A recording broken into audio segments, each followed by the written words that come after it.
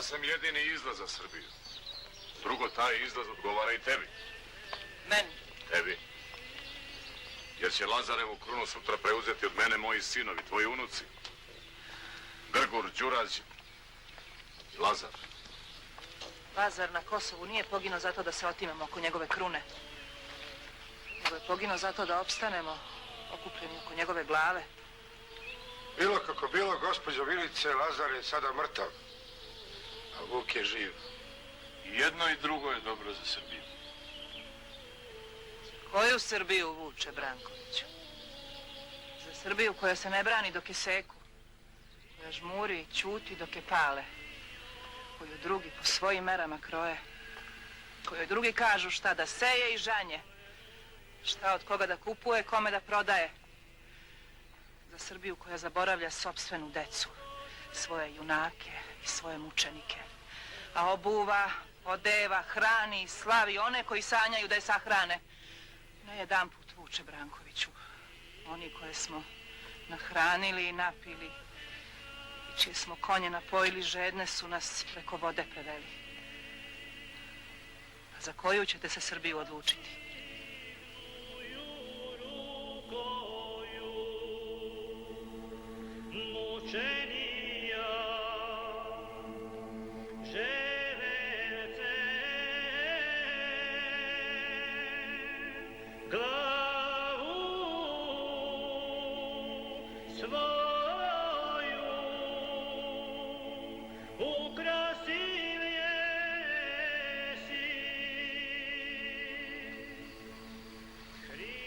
Zar ti ne shvataš, Milice, da su Turci na Kosovu konačno srušili srpsko carstvo? Srbiju na Kosovu nisu pobedili Turci. Pobedile su njene vojvodine, njene despotovine i kneževine. Ako Srbija misli da se spasava, treba da zaboravi Kosovo što pre. Šta će da pamti ako zaboravi Kosovo? Kosovo je mesto na kome se Srbiji otvaraju vrata pravo u pakao.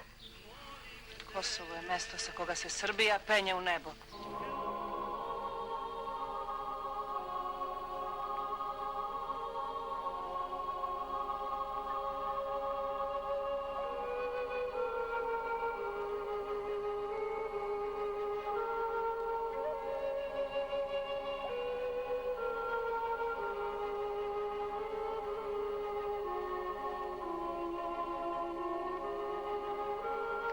Na Kosovu je polju izginulo sve što je sijalo i što je bilo verno.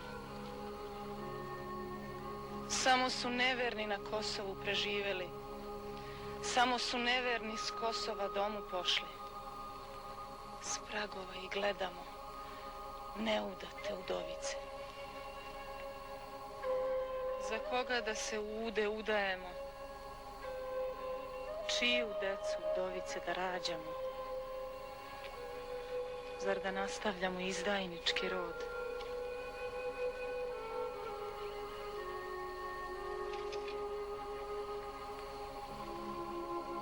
Ili ćemo svaka za svojim mrtvim junakom da zaplovimo u nevreme sa nemesta? Živom junaku verenica, mrtvom nevesta. Znači da gledalci, vi gledate emisiju Osmog rata.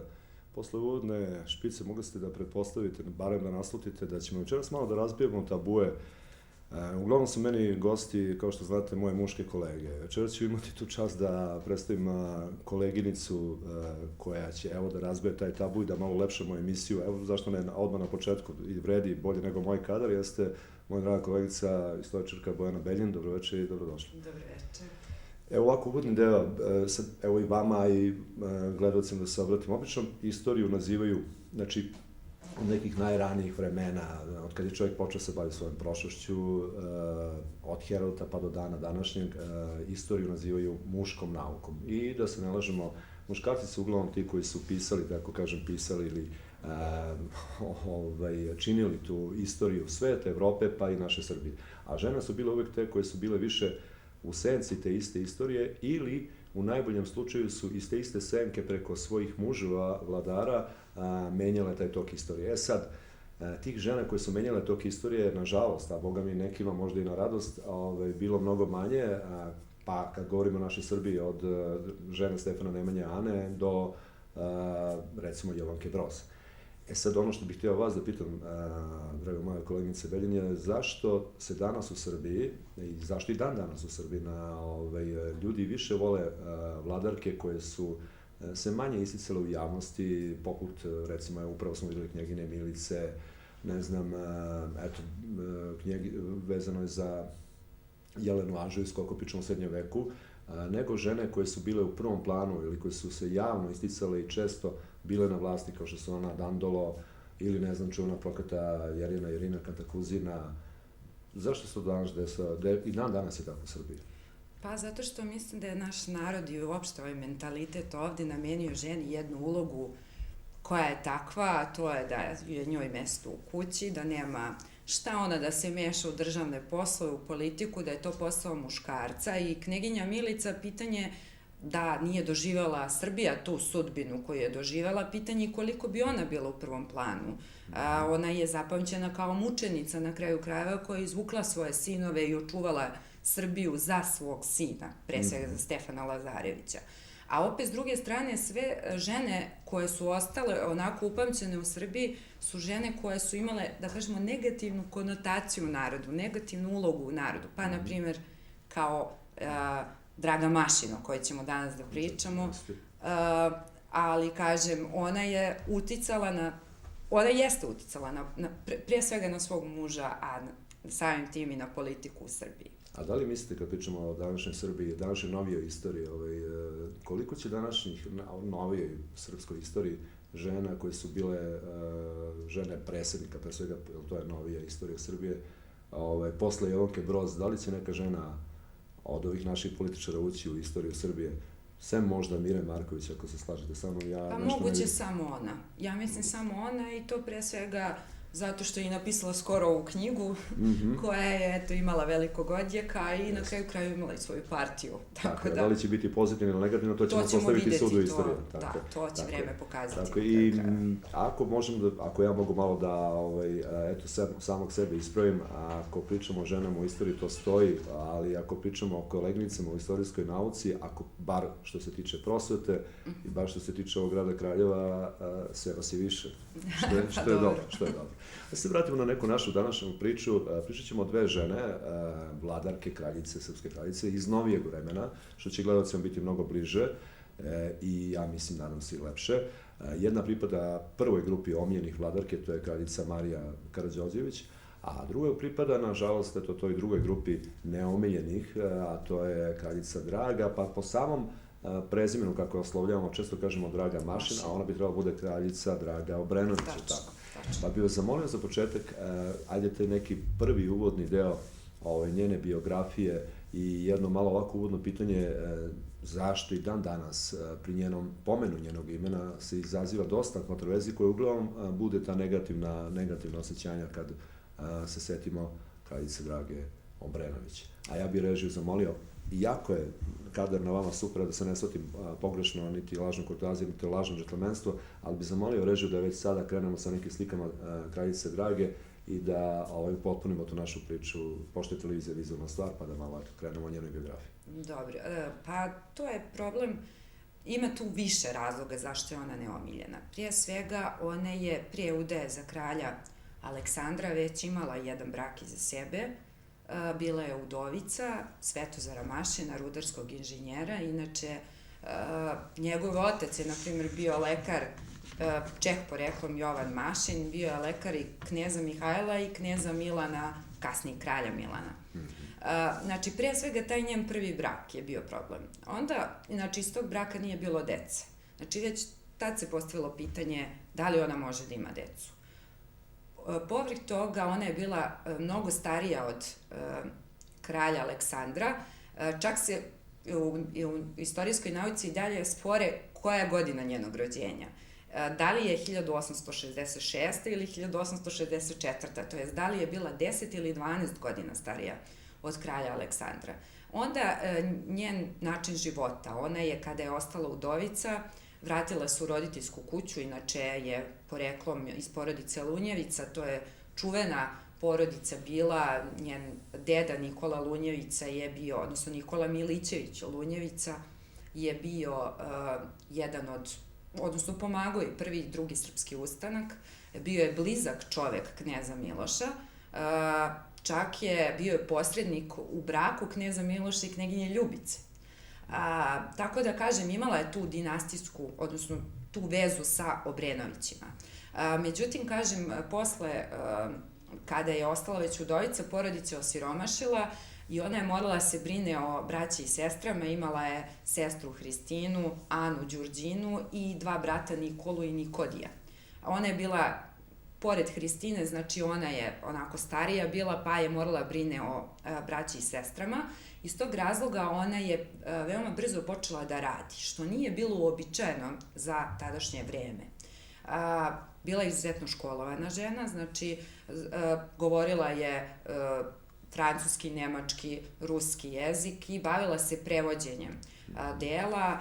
Čak je tražila, na primjer, zanimljivo je da je tražila da od Ministarstva prosvete u tom periodu tražila je da joj dozvole da bude nastavnica nemačkog. Ta njena molba je odbijena zato što zakonski nije bilo regulisano da žensko može da predaje. Eto, na primjer, zanimljivost jedna vezana za nju. Dobro, izvinjam se. Takođe, na primjer, objavljivala je svoja dela u listu Zastava, koja je bila onako liberalnog opredeljenja, jer je njen otac Panta Lunjevica bio po opredeljenju liberal. Isto tako imala je kontakti sa radikalima, prevodila je dela i tu se potpisivala samo sa DSM, Draga Svetozara Mašina, a kada je pisala, čak i imala i svoje radove, potpisivala se kao Rudničanka, pošto je rođena u Gornjem Milanovcu. Tako da kažem, veoma nespecifično za taj period, pogotovo kad je žena u pitanju na Balkanu, u Srbiji pogotovo, a i na Balkanu, netipična biografija za jednu ženu, makar ona bila iz tako ugledne porodice i žena vladarka, vrlo obrazovana, ono što ste vi pomenuli, znači govorila više jezike, ruski, nemački, francuski, i urednica silnih časopisa čak i domaćica, napisala je to autobiografsko delo Ja Draga. Ja Draga, koju su našli zaverenici i uzeli su to. To ne znam ni da li je završila delo do kraja, da li je počela da piše, ali je to delo uzeli su, kažem, zaverenici u Majskom prevratu. Znaš što me još zanima? Ona je bila članica iz Srpskog književnog društva, evo sad smo na jednom mediju, članica je bila i Srpskog novinarskog društva. Ona je pomagala dosta ugledne i ljude od intelekta, kao što su Jovan Skerlić, njegov studiranje u Ženevi. Branislava Nušić je postavila za upravnika Narodnog pozorišta, na primer. Tako je, pomagala je časopis Neven Jovana Jovanovića Zmaja. Tačno, Jovana Jovanovića Zmaja, Lazu Kostića, Simu Matulja, znači sve su to ljudi koje ona okupljala na dvoru. I podigla je spomenik Vojislavu Iliću. Tačno. Ali ono što, i kažem, znači, danas, pored svih tih stvari, ona ostaje u negativnom sećanju. Verovatno zbog drugog dela njene biografije, jer je za ove balkanske prostore i danas nije davala ulogu smerne žene. Eto, taj početak te druge biografije, zbog čega možda naš narod i danas, ajde da kažem, malo ima ta negativno osjećanje, jeste taj njen ljubavni život. Pre svega kažu, eto, da je bila zaljubljena, da je zaljubljen bio u nju čuveni književnik, je li tako, Bogdan Popović? Pa bi malo tu biografiju. Pa i tu je sad, postoje i jedna i druga strana. Naprimjer, ministar unutrašnjih poslova Đorđe Genčić je navodno imao spisak od 12 njenih ljubavnika. Pa je onda, naprimjer, austrougarski ataše, vojni ataše u Beogradu je govorio kako je kako su kralju Aleksandru čak 2 ministra, 3 generala i šef policije govorili o tome da je Dragu bilo moguće kupiti poklonima. Sada to sve mora da se uzme sa rezervom. Bilo je naravno i drugi glasina, da je ona sasvim smerna žena, moralna žena i na kraju krajeva kraljica Natalija koja je važala za izuzetno moralnu ženu, ne bi je tako lako uzela za svoju dvorsku damu, odnosno dvorsku gospođu, da budemo precizniji, i odvela ju je u Bijaric da joj pravi društvo kada je morala napustiti Srbiju kraljica Natalija. Tako da to se mora uzeti sa rezervom te njene priče o njenom ljubavnom životu, upravo iz tog razloga što je tako živela, nije išla sa pratnjom muškom kroz Beograd, često je bila u društvu sa političarima i sa radikalima i sa liberalima, tako da, kažem, često se kretala u muškom društvu, tako da možda je moguće da su sve te priče malo onako, da kažemo, naduvane o njenom ljubavnom životu. Pouzdano se zna da je posle smrti Svetozara Mašina, znači njenog prvog muža, jedina prilika za drugi brak bio jedan francuski inženjer koji je radio na prugama u Srbiji, međutim on je morao da je napusti zato što su ga roditelji ucenili da će ga ostaviti bez nasledstva ukoliko je oženi, a kasnije njegova žena, on se vratio u Pariz i njegova žena je kasnije objavljivala Dragina pisma koja su njemu bila upućena, objavljivala u italijanskoj štampi. Tako da je to... Pa je odatle krenula i ta priča o njenom velikom delu ljubavnog, tog života, ljubavne biografije. Ali zanimljivo kad pričamo o tom, to je delu njenog života, brak sa Svetozarom Mašinom je bio brak iz interesa. Tačno. Tako? Da, zato što je njena porodica već se nalazila u teškoj finansijskoj situaciji, čak i njen deda je već bio u teškoj finansijskoj situaciji, iako je, na primjer, zanimljivo da je knez Miloš još odredio da mu se isplaćuje nagrada, znači, njenom dedi, ali, kažem, porodica je umeđu vremenu osiromašila, tako da su izlaz videli u udaji za Svetozara Mašina, koji je bio, kažem, iz čuvene porodice češkog porekla, što smo već i rekli.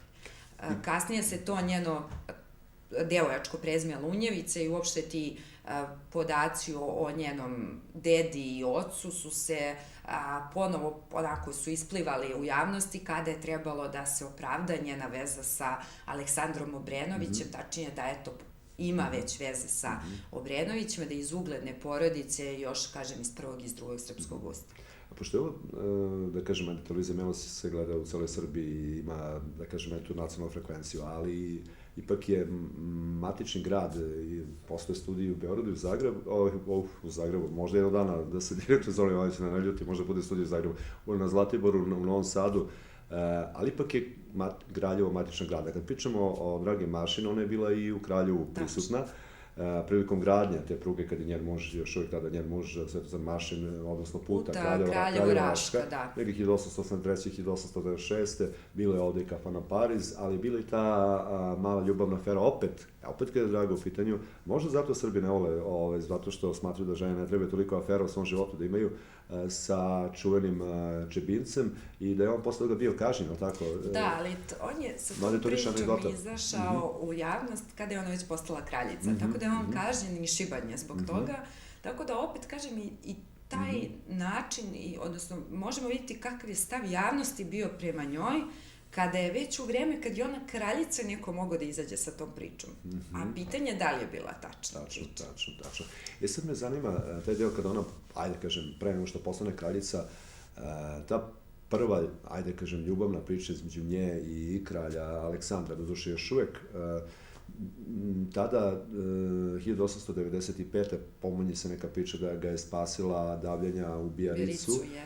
To protivljenje i kraljice Natalije, ona njena bila dvorska dama, kralja Milana. Zanimljivo je, na primjer, da se kraljica Natalija u početku nije toliko protivila toj vezi, jer nije shvatala i nije pretpostavljala da će to prerasti u tako ozbiljnu vezu.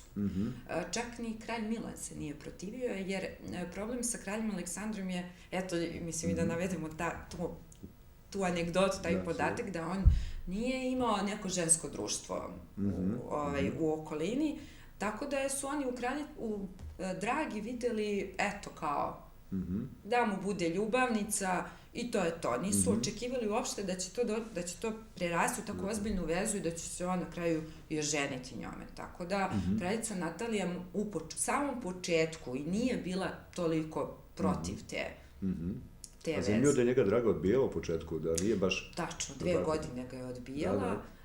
i onda je, znači, taj prvi kontakt, kao što ste već rekli, 1895. u Bijaricu, ona je pomogla kralju Aleksandru, odnosno spasila ga je od davljenja i to je bio neki njihov prvi kontakt, a onda je on postao očaran njome i tako da je tek 1897. godine ona pristala da bude, da kažemo, milosnica kralju Aleksandru. Koliko se može tražiti tu neke istine, kad sad pričamo o kralju Aleksandru, da je možda u Dragi, ko što danas psihologe, ako pitate, pogotovo, opet kažem, stalno pominjem taj Balkan i tu Srbiju, i današnji muškarci, uglavnom po psiholozima, u svojoj budućoj saputnici i supruzi traže neku zamenu za svoju majku. S obzirom da kralj Aleksandar nije imao neku ljubav od svoje majke Natalije, pa čak i od oca Milana, koliko je tu ta ljubav, a posle toga i brak, izašao iz te neke traženja ljubavi, onu koju nije imao kao dete? Pa, verovatno, na kraju krajeva...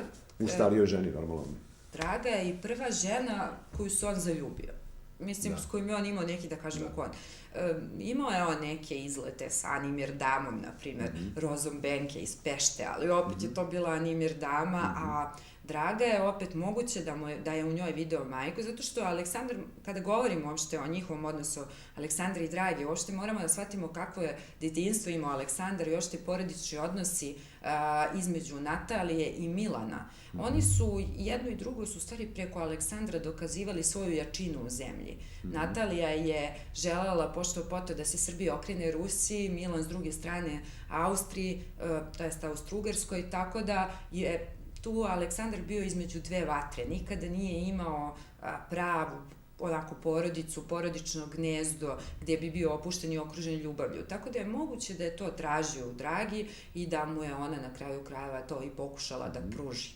Jer oni su, na primjer, odlučili, eto, nije ošte bilo govora o njihovom venčanju dok nisu 2 meseca proveli zajedno, pa je onda tek, zajedno su živeli 2 meseca i onda je on shvatio da je to što on traži. Koliko stoji priča da u to vreme tadašnji, eto kažem, ljudi koji su živjeli u Srbiji, od političara pa do najobičnijeg čovjeka, su smatrali da ona nije dostojna kraljevske, bez obzira njeno zaista evidentno poreklo još iz prvog srpskog ustanka, porodica Ludnjevica, ali da nije, kako kažu, plave krvi, jel?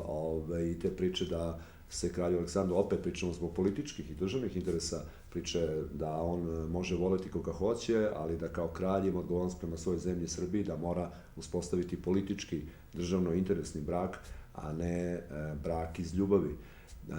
I te priče o njenoj trudnoći koja je isto izazvala gnev kod običnog naroda, da jednostavno ako nije, znate na priču, ako nije rodila mašinu, neće roditi ni kralju Aleksandru. Pa to jeste, mislim, tačno da je Aleksandar morao da sklopi brak ne iz ljubavi, nego da pre svega gleda interese Srbije. Ona nije bila plave krvi, bez obzira što je, kažemo, iz čuvene porodice Lunjevica. Oni su pokušali, odnosno kada je već došlo do venčanja između Drage i Aleksandra, išlo se na to da se govori da je ona kraljica Srpkinja, tako da se eto, čak je, na primjer, počeli su se obeležavaju neki pravoslavni praznici na dvoru koji do tad nisu obeležavani, onda ona je za svečane prilike nosila garderobu koja je sašivena po ugledu na srednjovekovne srpske vlastelinke, znači te haljine kakve su bile u srednjem veku. On insistirao da je prva kraljica srpskog porekla posle kneginje Milice, prva vladarka posle... Jeste, znači posle kneginje Milice, ako možemo tu da ubrojimo možda i knjeginju Ljubicu, da kažemo, ali opet morao je da vodi računa o, ipak je on bio kralj Srbije i nije na njemu sada da li nekog voli ili ne. Naprimjer, Milan je pošto potom hteo da mu nađe nemačku princezu, s druge strane, kraljica Natalija je išla na to da pridobije Romanove za neku rusku princezu, ali oni su onda savjetovali Nataliji da potraži princezu u Grčkoj ili u Crnoj Gori. Pa je postojala priča čak i za Kseniju, znači ćerku Nikole, da bi ona dolazila u obzir da bude kraljica Srbije i tako da, mislim, ali, kažem, jeste problem taj što je on oženio ženu Koja nije plave krvi. Tako, i rukovodio se tim više emotivnim osjećanjima, da je čak prilikom venčanja je, tada su igrana ta dvorska kola, jedno kolo nazvao Dragino kolo. Ja sam razmišljao, koleginice Benje, da pustim sada ljudima to čuveno Dragino kolo, da se vidi kako je nekad Srbija imala to gospodstvo, za razliku možda, eto, da se ljudi ne vređaju od današnjih stvari. Ja čujem da se sada ponovo vraća taj oficirski bal iz vremena dinastije Obrenović. Ja se nadam će biti mnogo bolje sreće nego sa našim svetosavskim balom iz naša. Ja to dobro, ajde sad neki 20 godina nazad, pa znam na što to liči.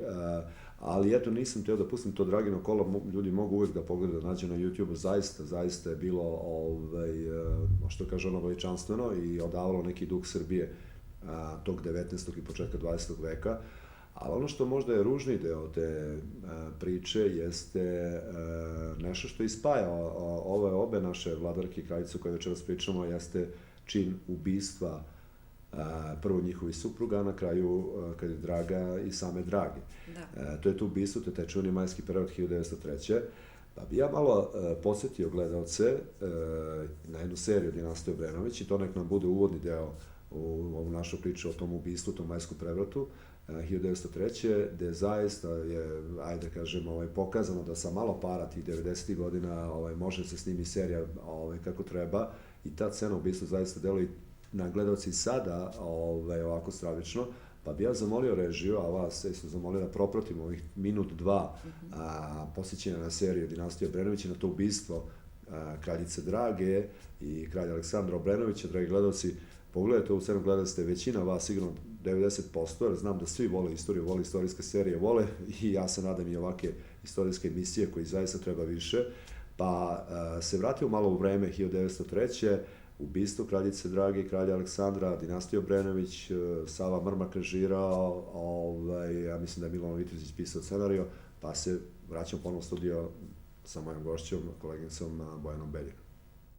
Istorije, samo eto, tad su nam prebacivali najviše Englezi, ali znamo da su i oni svojim kraljevima, nisu samo Srbi specijalici za ubijanje svojih kraljeva i careva kroz istoriju, čitavi narodi Evrope su to radili. Da, Englezi su prekinuli diplomatske odnose sa nama. Apsolutno, zbog ovog ubistva, i zaista smo tad bili osuđeni od celog sveta, čak i od Rusije i nama bratske, stalno, da kažemo uvek, cela Evropa je osudila to ubistvo. Zanimljiva stvar da, evo, mi smo snimili to 95.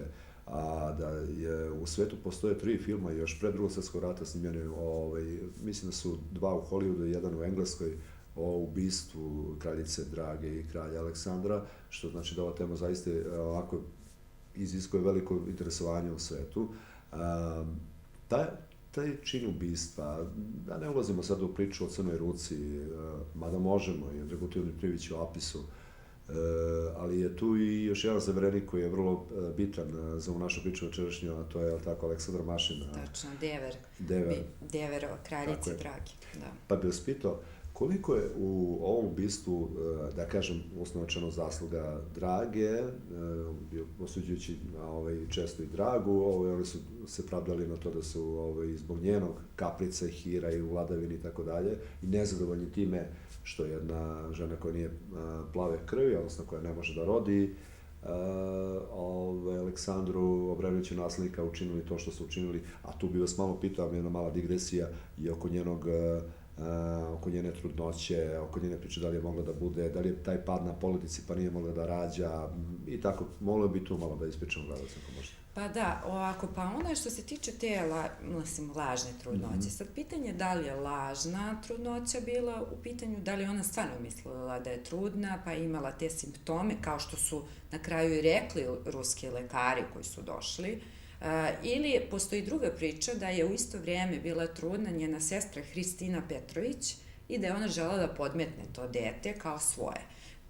Sad, u prilog toj nekoj tvrdnji ide i to da je kada je kralj Aleksandar doneo ustav iz 1901. godine, da je član ustava o nasledstvu prestola promenjen, tako da je stavljeno da i ženski potomak može da nasledi. Do tada nije moglo.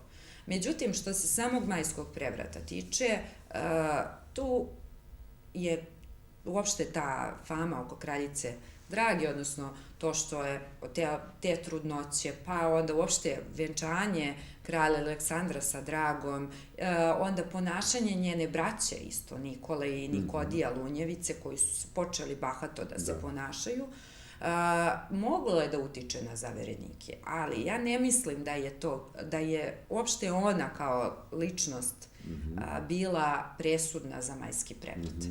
Moramo prvo da shvatimo u kakvoj se političkoj situaciji tada Srbija nalazila. Imajte na umu da kada je došao Aleksandar na vlast, odnosno kada je izvršio državni udar 1893. godine, on je zbacio namesništvo, proglasio se punoletnim sa 17 godina i preuzeo vlast. Onda nakon toga je ukinuo ustav iz 1888. godine po kome je, a po tom ustavu u Srbiji uveden parlamentarizam, znači date su slobode, sve političke slobode narodu, što je naročito odgovaralo najjačoj stranci u zemlji u tom trenutku, to je radikalna stranka. Jako je Draga, izvinjam se što sad prekrivo, jako je Draga imala čvrste kontakte sa Nikolom Pašićem. Da, ona je na kraju i uticala, mislim, možemo i to da pomenemo posle atentata, Ivandanskog atentata na Milana, ona je uticala da radikali budu pomilovani, a oni su bili optuženi, odnosno Aleksandar je smatrao da su oni glavni krivci za atentat, iako to nije tačno, mislim, nije utvrđeno baš ta povezanost njihova sa atentatom. Ali, znači, on je vratio ustav iz 1869. godine, kralj Aleksandar, koji je mnogo manje političke slobode davao narodu i uopšte Narodnoj skupštini. Tako da je, pa je onda na kraju ukinuo i taj ustav, pa je onda 1901. Bio taj oktroisani ustav, odnosno podario je zemlji ustav. Tako da, to je bio problem, znači, njegov lični režim, diktatura uopšte, tako da i Milovan Milovanović, znači, naš čuveni pravnik, kaže isto njemu u jednom trenutku sa Dragom ustavno ili bez Drage sa ličnim režimom. Znači, ako ćeš ostati sa Dragom, onda moraš da doneseš neki ustav. A bez Drage možda i možeš lični režim. Tako da mislim da je to bio najveći problem. Isto tako, posle tog porođaja, navodnog, došlo je do udaljavanja postepenog između Aleksandra i Drage. Čak se smatra da je Aleksandar hteo možda i da protera Dragu iz Srbije. Tako da je taj Majski prevrat i poslednji trenutak da se zaverenici obračunaju sa Obrenovićima, a da optuže Dragu za to. Zanimljivo da su lekari našli da su možda i postojali, da nije to samo priča o stavljanju jastučeta i prevari Drage, nego da su zaista možda postojali lažni simptomi. Ne, oni su utvrdili da su postojali lažni simptomi, da je postojala ta takozvana pseudotrudnoća, odnosno lažna trudnoća. Prvo je, na primjer, francuski doktor Kole, on je ustanovio trudnoću, ali on kasnije priznao da je to uradio da bi, odnosno priznao je da nije imao sve adekvatne informacije, da je to uradio da bi se odložio put po Srbiji, koje trebalo je, znači, da krenu Aleksandar i Draga zajedno na put po Srbiji, ali su se plašili od mogućnosti atentata i tako dalje, tako da je on pod pritiskom doneo tu odluku, odnosno taj nalaz da je ona u drugom stanju. A zanimljivo je, na primjer, da su Rusi poslali svoje lekare na insistiranje kraljice Natalije, jer ona nije verovala da je ona trudna. I naročito su, na primjer, te glasine o lažnoj trudnoći širile ćerke knjaza Nikole, koje su bile udate za Ruse, odnosno koje su bile na ruskom dvoru. I, kažem, na insistiranje njihovo su došli ruski lekari. A šta mislite o ovom samom činu ubistva, koje vrlo delove, videli smo i surovog, to su kasnije bile i nisu prikazane scene sabljama, njihova su tela iskasapljena, bačena sa terase. Ubijeni su i Nikola i Nikodije, iako, znači, Dragina braća, iako to nije bio prvobitno plan, da i oni budu ubijeni. Da, i stavljanje, posle autopsije, stavljanje one limene kovčege, neobeležene grobove. Danas su njihova tela počivaju u porti crkve Svetog Marka. Da. I time se gasi dinastija Obrenović. Kažu mnogi dinastije, sad ajde ne uđemo u tu polemiku, dinastija koja je bila mnogo više prosrpski, možda nego Karađorđević i kasnije stvaranjem Jugoslavije, možda se to pridodaje. Sad, to je posebna priča. To je već i posebno pitanje, totalno. Danas živih Obrenovića bar iz te loze nema. Možda ima samo po ženskoj liniji kneza Miloša, to su bili Bajići u Ugarskoj, na primjer, i Nikolići, čak je postojao je član Ustava da i oni mogu da naslede krunu, presto.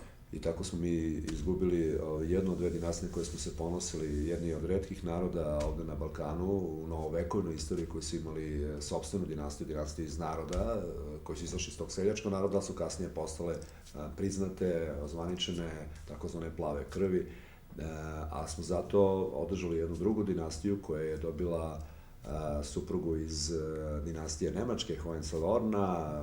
To je naša druga ličnost koju večeras pričamo, koja je bila omiljena u narodu, u toj novovekovnoj savremenoj istoriji našeg naroda, a to je Marija Karađorđević, rumunska princeza, praunuka kraljice Viktorije, nadimak Mignon.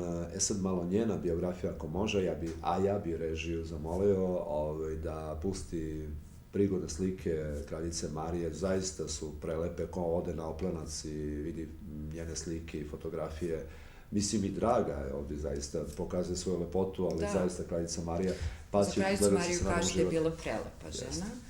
Ona je, znači, kao što ste već i rekli, iz dinastije Hohenzollern, nemačka dinastija koja je vladala Rumunijom. Sad da ne ulazim u tu priču kako su oni ošte došli na rumunski prestoj i tako dalje, ali znači njen otac je bio Ferdinand Hohenzollern, a majka je bila Marija. Inače ona je bila, imala je veze majka njena i sa engleskim dvorom i sa ruskim dvorom. Tako da, eto, njihova ćerka Marija, princeza Marija je imala veoma dobre veze sa svim, kažemo, najjačim evropskim dvorovima, odnosno vladarskim kućama. Rođena je u Nemačkoj, u gradu Goti. I eto, ona je rođena 1900. godine, gde ste vi rekli da je imala nadimak Mignon po operi čuvenoj. Što vidimo po ovim lepim slikama, izvinjam se, po operi, izvinjam se, prekinuo sam vas, po operi? Po operi Mignon, znači po kojoj je, i tako je majka nazvala. Kažu, na primjer, njena majka za nju govorila kako je bila veoma trpeljivo dete, onako, sve je, čak je brat joj često voleo da čupa za kosu, nikad se nije ljutila na njega. Znači, bila je jedne blage narevi i veoma humana žena. Mislim, izrasla je u devojku, a i u ženu, naročito se je bavila, vidjet ćemo kasnije, humanitarnim radom. Da, kaže, ali zanimljivo kaže, to ste mi sad vi rekli pre emisije, ja to nisam znao i otkrio da je njena majka bila veliki humanitarac, pogotovo u vreme Prvog svjetskog rata. Da, Rumunija inače, pošto je naravno, njena mama je bila kraljica Rumunije, oni su, u stvari, Ferdinand i Marija su postali kralj i kraljica Rumunije za vreme Prvog svjetskog rata. 1914. kada je rumunski kralj Karol umro, pošto on nije imao naslednika, onda ga je nasledio od njegov sinovac Ferdinand. I, naravno, kao nemački, znači, vladar iz nemačke kuće, Ferdinand je želeo da Rumunija priđe centralnim silama, ali nije dobio podršku rumunske vlade i naroda. Na kraju znamo da je Rumunija ušla na stranu sila Antante, a kraljica Marija, znači rumunska kraljica Marija, je pomagala ranjenicima čak i na prvoj liniji fronta. I onda su, na primjer, vojnici centralnih sila, kada bi je videli, prekidali su paljbu, da ne bi kojim slučajem nju ranili ili ubili, jer su joj se izuzetno su joj se divili, čak i, kažem, protivnički vojnici. A eto i njena ćerka se bavila posle humanitarnim radom, pogotovo u vreme Drugog svjetskog rata. I u vreme prvog. Ona je isto kao, da kažemo, devojčica, išla sa majkom i pomagala je ranjenicima. A i u vreme drugog, kažu da je u vreme tog izgnanstva, čak u engleskom Londonu, pomagala Srbiju pogotovo i slala pomoć Srbima u Srbiji preko Međunarodnog Crvenog krsta pod imenom Marija K. Ne samo Srbima u Srbiji, nego čak i zarobljenicima, znači srpskim zarobljenicima koji su se nalazili u neprijateljskim logorima širom Evrope, slala im je pakete hrane i odeće i potpisivala se to sa Marija K. Đorđević i ne samo ona, već i njena deca, znači djeca su Petar, Tomislav i Andrej, i oni su slali, isto se tako potpisivali Tomislav, na primjer Tomislav K. Đorđević, inače Tomislav je živeo do 2000. godine. Ja imam, na primjer, sliku sa njim iz drugog razreda osnovne škole. To je super, a na Oplencu prepostavljam. Na Oplencu, da. A ono što me zanima, evo dok gledam njene slike, zanimljiva je priča koju ste mi rekli pre emisije o kako je došlo do braka. Videli smo kako je došlo do braka između kralja Aleksandra Obrenovića i kraljice Drage, a kako je došlo do braka između kralja Aleksandra Karađorđevića i kraljice Marije. Pa bih volio da je podelite s gledalcima priču. Pa evo, prvo kralj Aleksandar Karađorđević se veoma kasno oženio. Znači imao je već 34 godine, to je i razumljivo, jer Srbija je bila u ratu od 1912. do 1918. Znači prvi i drugi Balkanski rat i prvi svjetski rat. U prvom i drugom Balkanskom ratu znamo da je bio komandant prve armije, a u prvom svjetskom je bio vrhovni komandant kao regent Aleksandar Karađorđević. Tako da kažem, kasno je, već posle rata je već tražila se žena koja bi bila onako za njega idealna i na kraju je Momčilo Ninčić, inače ministar spoljnih poslova tada, je predložio da se isprosi princeza Marija, rumunska princeza Marija. On je otišao, inače sa Rumunijom je postao problem i oko Banata, tako da je taj brak bio bi koristan i za jednu i za drugu stranu. Da ne govorimo sad o Maloj Antanti, o Balkanskom savezu. Mala Antanta je stvorena da bi se uklonila opasnost od Austrije i Mađarske. Znači, stvorili su je Rumunija, Jugoslavija, Kraljevina Jugoslavija i Čehoslovačka, tako da postojalo je više razloga da dođe do približavanja između dve zemlje.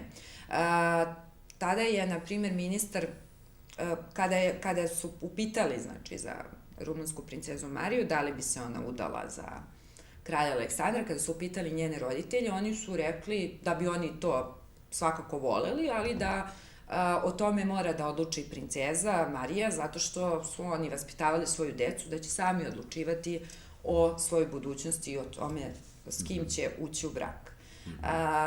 I na kraju je otišao kod nje ministar spoljnih poslova Rumunije, Ionescu, i on je nije govorio o potrebama Rumunije da se približi kraljevini SHS u tom trenutku, znači nije govorio o Maloj Antanti, nije govorio o Balkanskom savezu, nego je rekao kako je u Beogradu jedan sam vladar koji je ostao i bez oca i bez majke, nema ni ženu, nema nikog, a on je jedan kralj ratnik koji je sa svojim narodom prošao Golgotu, koji je sam u Beogradu, pa i na velike praznike. I onda se ona toliko sažalila da je rekla, pa dobro, sada će Božić, nije lepo i tužno je da neko bude sam na taj najveći praznik, pozovite ga da dođe kod nas. I tako je na kraju otišao Aleksandar u Rumuniju i tamo su se i upoznali, znači. I tako je došlo kasnije do braka. Kasnije do braka, ali, kažem, to je nju očaralo, ta priča o jednom kralju ratniku, što na kraju krajeva jeste bio da Ionescu kaže, on nosi naočar jer je pokvario vid, zato što je gledao u mape pod svećom, gledao je u te, strategiju je vodio, znači rat je vodio, znači zbog toga je, kaže, eto i vid izgubio, gledajući stalno u vojne mape. Kralj vojnik iz kog će posle tog braka roditi 3 sina, tako, i daći imena po 3 naradbeno, tako Tomislav, Andrej i Petar. I njeni sinovi, nažalost, kao i ona sama, će imati vrlo žalosnu kasniju biografiju od 41. pa do kraja njihovih života. Ona će biti kraljica majka 41. ali će i ona sama i njena deca, kažem, eto, maltene svi umreti u znanstvu, sem Tomislava koji se vratio, ali dobro, eto kažem. Eto, zanimljivo je, na primjer, za Tomislava, krštenje, znači svi su kršteni, naravno, sva 3 sina su krštena u pravoslavnoj crkvi, a zanimljivo je da je za krštenje Tomislava doneta voda iz Vardara, Dunava i Jadranskog mora, da bi kao, eto, se znači, to je simbolično, znači bilo jedinstvo 3 naroda, ali sad koliko je to bilo dobro za srpski narod, videli smo. To smo kasnije. To je posebna priča. To je zaista posebna priča. Sad, posebna priča je i nešto što se zove sam čin ubistva, kada ona gubi svoga, možda to smo rekli što povezuje Dragu i nju, kraljicu Mariju, s tim što je eto u toj priči Draga bila ubijena, dok je kraljica Marija preživjela, možda je čak i sama priča i bila, postoje neke priče da nije on poslao nju i decu u Marsej okolo vozom. Ne, ona nije otišla s njim, on je otišao brodom. Dubrovnik, da. Da, a ona je otišla za Pariz železnicom, vozom, pa je trebalo, znači bilo je planirano da se sastanu u Parizu. Da. Inače, eto šta još, na primjer, spaja Dragu i Mariju.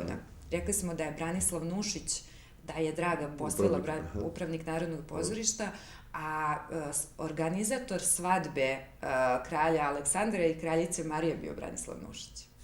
Odlično. Sad, taj tragični deo priče za njih obe jeste taj čin ubistva. Eto, ajde, matematiku nikad nisam volao, znači nije prošlo 31 godina, kod nas Srba je opet ubijen drugi monarh, drugi vladar. Ovaj put ga nismo ubili mi, ubili su ga drugi, jel tako, ustaška organizacija, VMRO, a iza toga i fašisti. Vlado Georgijev Kerenski, ili Černozinski, kako ga su već zvali, normalno, Ante Pavelić, ustaše su glavni bili organizatori, a normalno da su iza toga stajali fašisti. Da, čak je bila priča da je kraljica Marija htjela da podnese i tužbu protiv Mussolini, ali je odustala. Ja bih se zamolio režiju, pošto slažete se, televizija je vizualna stvar, da kažem, zaista večeras, stvarno da neko pogrešno ne shvati, na kraju krajeva, zašto ne, malo menjamo. Mi Srbi imamo tu karakteristiku da budemo kao da glumimo velike džentlmene, da kao super je, sve fino, lepo, a u principu ostajemo taj homo balkanikus, kako nas zove. Ali zaista večeras je šteta da režiju maltretira da pušta više ove pokrivalice, ali zaista da malo uživimo narodu tu priču samog ubistva, jer postoji dokumentarni snimak, ovde ne moramo igranu seriju, postoji normalno dokumentarni snimak ubistva u Marseju, sam dolazak kralja Aleksandra u Marsej, doček od strane Francuza, sam čin ubistva i čin sahrane, gde zaista vidimo, kako sam ovo rekao, sahrane kao u pesmici, ali zaista sahrane, gde vidimo zaista tužnu sliku Srbije u to vreme, gde vidimo i kraljicu Mariju u crnini, i njenog sina Petra, pa bih zamolio, mislim da je samo Petar, ne znam da su bili Tomisla i Andrej, tada su još bili mali na sahranjivanju, na prenošenju moštine Oplenac, pa bih zamolio režiju da nam prikaže, da se setimo tih scena, nažalost svi Srbi se sećamo iz filma Maratonci, kada Maratonci počinje sa scenom sahrane kralja Aleksandra, ali eto sad malo širu sliku da vidimo taj dokumentarni snimak ubistva i sahrane, a mi da zaključimo neku priču koliko je to ubistvo uticalo i ne samo na život Marije i njenih sinova, nego i same Srbije kasnije. Pa bih zamolio režiju da nam pusti tu pokrivalicu vezano za ubistvo kralja Aleksandra Karađorđevića u Marseju, a eto vas da zamolim da se malo vratimo unazad. Malo smo nabacili, rekli ko je sve iza toga ubistva stajao, koliko je to ubistvo imalo posledice po Srbiju, ali eto, kažem, kasnije i po samu porodicu Karađorđevića, ako može, s vaše strane. Pa da, znači, rekli smo, to se desilo 9. oktobra 1934. godine u Marseju. Kako smo već rekli, kraljica Marija nije bila na tom brodu, već je došla u Pariz. Kada je čula šta se desilo, ona je odmah naredila da se krene za Marsej. Opet, pretpostavlja se zbog tih pomorskih zakona nije pratila telo, jer je telo opet brodom iz Marseja bilo upućeno za Split, pa za Zagreb, pa onda za Beograd. Znači, tako da je ona vratila se za Beograd, onda je bila ta ogromna sahrana, znači tu je bilo mnogo naroda, oplakivali su Još uvijek gledamo cene dočeka. Da, eto, on je... I naravno, posle toga je proglašen... Da, sve vas pitam, sad, izvinite, molim vas, da bi gledalcima približio ovu priču. Ajde da podelimo zajedno pred ljudima. Ovde stoji priča da su mu nudili, da su francuska policija imala informacije o... Znao i on. Kažu da je i on znao. I da su mu nudili zatvoreni auto, on je teo da to bude prisni kontakt sa narodom, a da to bude eto, neka otvoreni kao... Kažu da je i on imao, da su čuli da su imali neke informacije, ali opet verovatno nisu znali sa sigurnošću, da su znali, ne bi to sigurno dozvolili. Ali eto, mislim. Vidjet ćemo onda scenu kako je prišao Vlado Georgije Černozemski na samu papučicu automobila, to je čak i to kamera snimila. Čudno su to stvari, evidentno da je kralj Aleksandar bio jedna jaka ličnost, voleli ga, neko ne voleo, evo, imamo scenu ubistva, ali je bio vrlo jaka ličnost na Balkanu i on uopšte na Balkanu, on deluje jugoistočne Evrope i da je kao takav smetao, da ovde na Balkanu nikad ne vole jak autoritet, jako ličnost, velike sile i da se iza toga stajale, kao što, eto, vidimo sada ovu scenu samog ubistva. Da, i posle toga, mislim, posle ubistva znamo da je određeno namestništvo. Sada je tu problem oko tog akta o nasleđivanju. Da li je moguće da Aleksandar Karađorđević, koji ima toliko poverenja u svoju suprugu, Mariju, nije odredio nju za namestnika? Da je odredio kneza Pavla za glavnog namestnika. Tako da tu postoji jedna priča da je knez Pavle u jednom trenutku hteo da skloni Petra II. Iz javnog života i kraljicu Mariju, pa da se čak i raspitivao o načinima nasleđivanja, šta ako dođe do smrti prestolonaslednika, u ovom slučaju Petra II. Znači, da li bi on mogao zajedno sa svojom ženom Olgom da preuzme vlast u zemlji.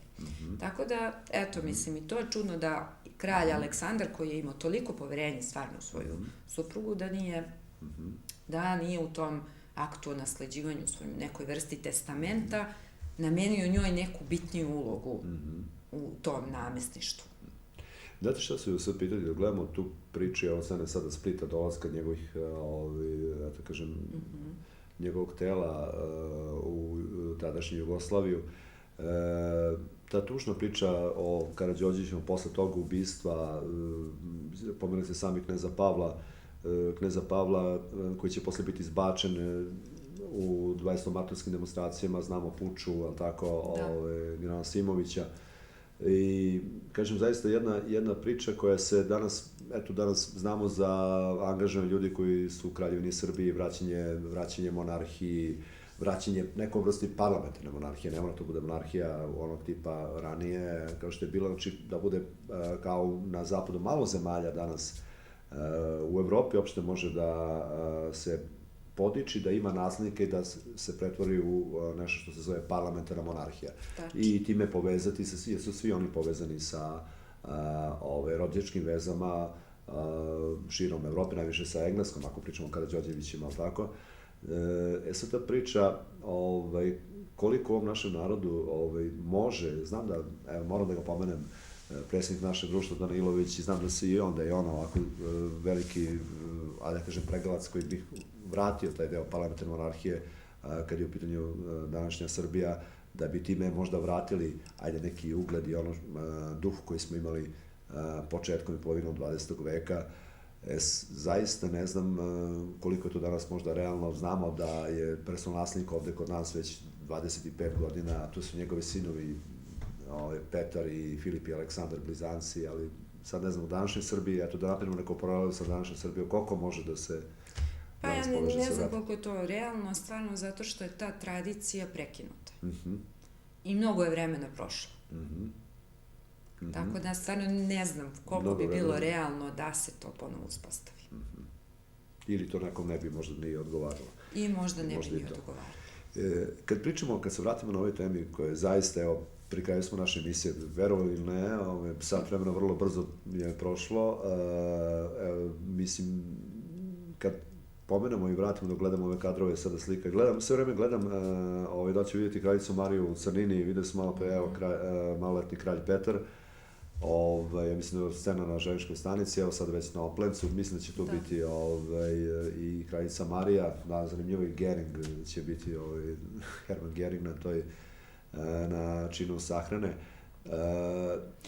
Oni su poslali tada telegram čak, da su rekli kako svom hrabrom protivniku su izjavili saučešće. Zanimljivo je, na primjer, eto, na svadbi, venčanju kraljice Marije i kralja Aleksandra pozvani su bili svi, osim Bugara.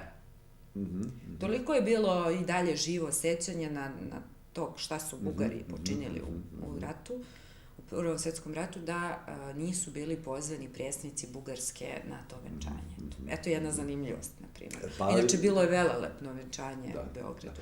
Imaju scene venčanja, eto to nisam rekao momcima iz režije da skinemo sa YouTube-a, imaju zaista scene venčanja, zaista velelepno, mnogo ljudi, Mnogo ljudi, mnogo stranih predstavnika, sve, čak su osnovali jedan fond, Kraljev fond, koji je pomagao, odmah su posle venčanja čak, na primjer, darovali Sopoćane, manastir Sopoćane, zajedno kralj i kraljica.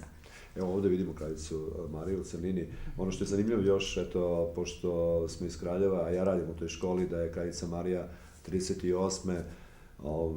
Dala novac za podizanje jedne škole koja je ovde u centru Kraljeva, zove se, u kojoj ja radim, Dimitrije Tucović. Moja osnovna škola. A vi ste išli u tu školu i postoji slika i dan danas u školi polaganja kamena temeljca. Vladika Nikolaj Velimirović je položio sve što kamen temeljac. Tu je slika kraljice Marije. Škola se zvala Kralj Aleksandar I. Karađorđević. Nakon neke druge stvari, to se posle promenilo. Ja kažem, valjalo bi, ako nećemo da vratimo u anarhiju, možda će se moja direktorka sad naljutiti, ali valjalo bi bar vratiti istoriju i nazvati školu kako se zaista zvala prema onome koji je dao novac za tu školu. Ali dobro, i to su neka druga vremena. Ali kažem, znate kako je, ono što ja kažem moje deci, uz dužno poštovanje Dimitriju Tucoviću, koga smo danas premestili sa Trga Slavije, je li tako? Ja bi se moleo velikana. Mnogo veći ugled, uz dužno poštovanje, kažem, njegovom radu u svetu internacionale, socijalizma, on zaista je veliko ime, Dimitrije Tucović, ali mnogo veći ugled sigurno u svetu uživa kralj Aleksandar I. Karađorđević, i zamisli da imate ono slovo A na bluzama, kako sad ministar prosvete predlaže, i to vam ostaje za sećanje za sva vremena. Zaista tu ima dosta stvari koje možemo da se podsjetimo zajedno sa gledalcem kad pričamo o preslogatoj kraljici Mariji Karađorđević, ali se ne čini, kad sam sad vratio priču o školi, da danas počelo od udžbenika, evo i vi radite sa srednjoškolskom decom, da? I u srednjoj školi i u osnovnoj školi vrlo malo ima priče o ne samo kraljici Mariji, o kraljici Dragi, nego uopšte o ženama, našim istaknutim ženama u našoj istoriji, Milunki Savić. Imate o Jovanki Orleanki čak neki deo priče, a nemate nešto posebno o Milunki Savić, a zovemo je srpska Jovanka Orleanka. Vrlo malo imate u udžbenicima i vrlo malo imate u srpskoj... Ja i ne znam da li ima Milunke Savić u udžbenicima, sve mislim da nema. Praktično i ništa. Ništa. I uopšte kad pogledate dalje o našoj srpskoj historiografiji, naše kolege koji se bavaju naučnim radom... Udžbenicima za osnovnu školu. Nema ništa. Zaista. A i kad pogledate malo dalje u srpskoj historiografiji, vrlo malo obrađivala žene, istaknute žene u srpskoj istoriji, sem, eto, možda biografija knjeginje Ljubice, od Milana Đemilićevića i biografija knjeginje Julije od Mileve Alempijević. Vi neke biografije naših vladara, odnosno, vladarki, vrlo malo imate, a i u udžbenicama, kažem. Pa je to neki vaš stav? Pa, u udžbenicima se one pominju samo u kontekstu muževa svojih, ukoliko su uticale na politiku na neki način. Naprimjer, pominje se Evdokija, vizantijska princeza, znači prva žena Stefana Prvovenčanog, Stefana Nemanjića, ali u tom smislu da se on razvio od nje da bi se oženio Anom Dandolo i dobio podršku mletačkog dužda, jer je ona bila njegova unuka, Ana Dandolo. Znači, u tom smislu se pominju. Draga Obrenović, nećemo je više zvati Draga Mašin, kraljica Draga, se pominje u kontekstu majskog prevrata. Znači, eto, da je bila 10 godina starija od Aleksandra. Ja mislim da se kraljica Marija čak i ne pominje u udžbenicima. Tako da ne znam zašto je to tako. Verovatno, opet je to što je muška istorija. Taj smo rekli na početku balkanski stav. Malo pa smo pomenuli, evo sad u ovom završnom delu naše emisije, brakove, normalno, kad su vladari u pitanju i vladarke, brakovi se uglavnom sklapaju iz političkih i državnih interesa. Nekad je to bilo i u Srbiji, zemlji, i u običnom narodu su bili brakovi vezano za porodice koje imaju, koje da se povežu. Znači, nije bilo tu nešto, neke priče o emociji, o ljubavi, možda je tada i bolje bilo. Skoro sam neki čitao, sad napravim malo digresiju, zašto su nekada, i zašto dan danas su ona vela tako dugačka mladama, moram tako da kažem, ako je pravo. Nevestama. Nevestama, da ne bi pobegle, kažu našem narodu, jeste. Ali ima jedna, kažem, priča iz tih političkih i državnih, ti brakovi su uglavnom sklapani iz političkih državnih interesa. A što sada kad se taj politički brak preraste u slučaju Drage i kralja Aleksandra je već bilo odmah na početku ljubav, ali kad sad imamo brak koji je sklopljen iz političkih interesa a u međuvremenu preraste u ljubavni brak. To je priča, sad smo pomenuli Anu Dandolo, to je priča kralju Radoslavu i njegove ženi Ani Komnin, vizantijskoj princezi, koja posle, kaže da je to jedan ovako najromantičnija priča sa tužnim krajem, da ona posle se zaljubljuje u komandanta Drača i beži sa njim, a zbog nje sam Radoslav ostaje bez krune.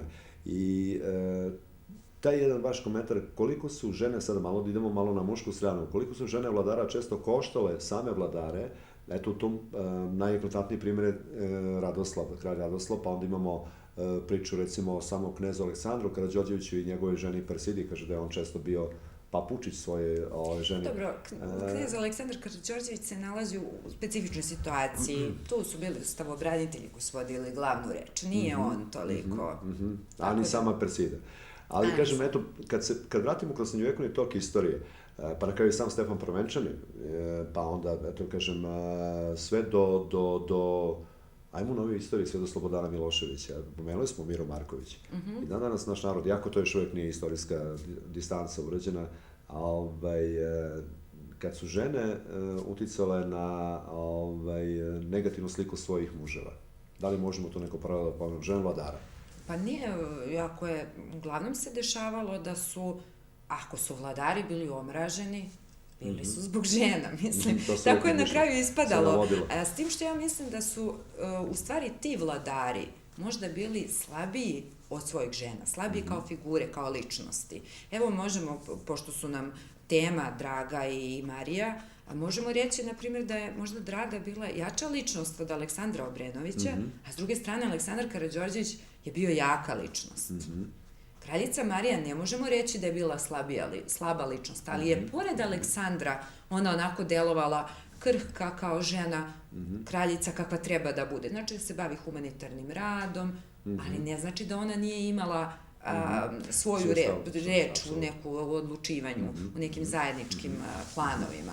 I na kraju krajeva i taj brak, iako je možda bio dogovoren, na kraju ipak bio brak iz ljubavi, jer ona je njega očarala svojom inteligencijom. Sam Aleksandar kaže kako je njega Marija, kad je upoznao, očarala svojom inteligencijom. Kad su ga ubili, ona je i onako, znači, rekla, sasvim dostojanstveno je rekla, poginuo je obavljajući svoju dužnost.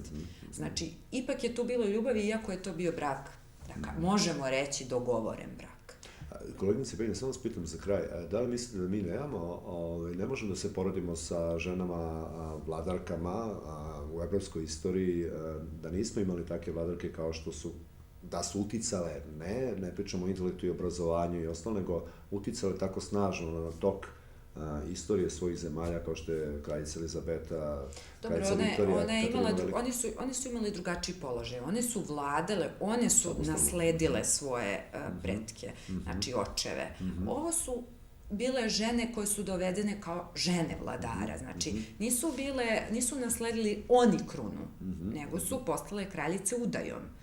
E sad, možemo reći da su možda one uticale na neki način, ali u senci svojih muževa. Draga je sigurno, na primjer, uticala na to da bila je, na primjer, u kontaktu sa Rusima, sa ruskom diplomatijom. Uticala je da se, kao što smo već rekli, pomiluju ljudi koji su u Ivandenskom atentatu na kralja Milana, znači radikali. Sa te strane ona je uticala na Aleksandra. Ali... Znam na što mislite, mi ni u jednom trenutku naše istorije nismo imali ženu koja je samostalno vladala. Sve možda kneginje Milicu u nekom interregnumu prostoru između... To je bilo iznuđeno rješenje. Kneginja Milica sigurno nije da se ona pitala, ne bi nikad voljela da se našla u toj situaciji, da vlada. Ali opet je vladala u ime svojih maloletnih sinova. Dužan sam kad pomenem kneginju Milicu da na gledalcima pomenem jedno velika delo koje ona uradila, između ostalo, jeste kad je u Srbiji vladala velika glad, od Bajazeta je uspao da isposle, da tako kažem, diplomatskim putem ikonu mošti Svete Petke iz manastira Trnovo da prenese u Srbiju, to je bio veliki gest nje. Zaista, mislim, imali smo žene u našoj istoriji koje se vrede pomenuti, a koje malo i u istorijskim delima i udžbenicima pominjemo, a Boga mi reći na ovim, eto sad, modernom mediju televizijskim emisijama. Tako da vam puno hvala. Možda završno pitanje za vas, ako se slažete, pošto smo pre emisije pričali da neke naše kolege smatruju da istorija traga za istinom, a gde god su ljudi, to je pitanje veliko. Ajmo se, ja sam rekao uvek, možda će to filozofi odgovoriti pre nas. Jedan veliki nemački filozof zove se Hegel je rekao da se ništa u životu ne dešava bez velikih strasti. Kad malo sad poredimo sa Marijom, sa Dragom, sa ženama u istoriji, da li stoji ta teza? Malo istorijsko filozofsko pitanje za kraj. Pa, verovatno da stoji. Verovatno da. Između Aleksandra i Drage desilo se šta se desilo i što je promenilo tok istorije na kraju kraja. I ta strast često ruši posle, ima svoje negativno dejstvo. I to je tačno. Tako. Hvala vam puno. Ja se nadam da smo mi neku strast podelili sa našim gledalcima, da će imati pozitivno dejstvo u ovih sat, evo i 5 minuta 6, da smo malo razbili tabue. Hvala vam puno što, ja zaista kažem, retko imam priliku da mi koleginica bude gost u emisiji i nadam se da ćemo se ponovo nekim drugim temama vidjeti. Hvala vam puno za večerašnje gostovanje. Ja ću raditi jedan netipičan gest, ali to je, ako sam znao, a ja stalno netipično to i radim, ako sam znao nekim koleginicama da poljubim ruke, ja ću se zahvaliti i ustati, ako to reže ne voli, i zahvaliti se što ste bili gost u mojoj emisiji. Hvala vama. Hvala puno, a vi, dragi gledalci, evo za kraj, neka i ovim našim muškima bude ovo primjer i pre svega mladim, onima koje mi učimo, kako da se ophode prema i svojim drugaricama i sutra budućim devojkama, suprugama, majkama, na kraju krajeva babama i tako dalje. A moja poruka za kraj, samo posjećenje, rekli smo Jelena Ažujska, šta je recimo o njoj napisao arhijepiskop Danilo u svom delu, Žitije srpskih vladara. Bila je, kaže, prekrasna svojom pojavom, oštre reči, ali blage naravi.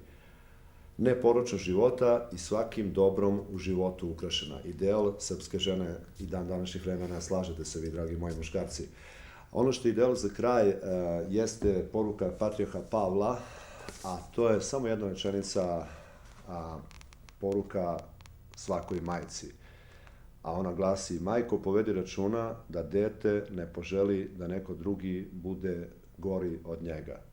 Ovim prilikom pozdravljam mog i pretpostavljam vašeg profesora Ljubu Dimića, koji je rekao da su srpske majke na početku 20. veka igrale veliku ulogu u vaspitavanju tih budućih vojnika. Evo, stogodišnjici smo Prvog svetskog rata i samog Živojina Mišića i Petra Bojovića, sve do najobičnijeg vojnika. One su vaspitavale, one su budile ljubav prema svojoj zemlji Srbiji. Pa eto, neka bude patrijarha Pavla rečenica: majko, povedi računa da dete ne poželi da neko drugi bude gori od njega. A poruka od mene za kraj jeste pesma o srpskoj kraljici Simonidi, velikoj mučenici i opitanoj velikoj ljubavi prema kralju Milutinu, opet iz političkih interesa i opet jednoj tragičnoj priči, a na kraju jedna odlična muzika iz filma, vrlo retki koji obrađujemo u našoj srpskoj istoriji, a to je srednjevekovna istorija, to je film Banović Strahinja.